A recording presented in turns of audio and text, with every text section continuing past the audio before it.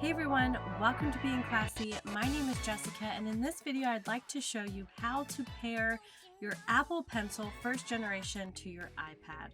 Alright, so this is a Bluetooth device, so in order to connect it, the first thing you need to do is make sure your Bluetooth settings are on. The first way you could check to make sure your Bluetooth is on is swipe from the right corner down into the center of your screen, and you see the Bluetooth device is the one in blue. That means that my Bluetooth is on. If it was off, it would be white or grayed out there. So I know my Bluetooth is on. The other way to find the Bluetooth setting is by clicking on the settings gear on your iPad, clicking on Bluetooth on the left-hand side, and making sure that green toggle button is on.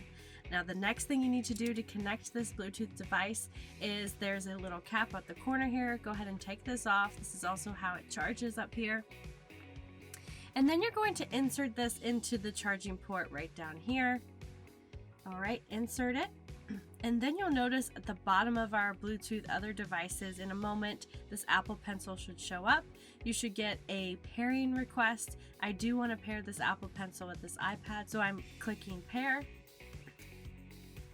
And then you'll notice that my Apple Pencil is now connected. I can go ahead and take this out of the port and it's ready to use. I hope this video was helpful for you in learning how to pair your Apple Pencil first generation with your iPad. If this video was helpful, please like this video, clicking that thumbs up down below.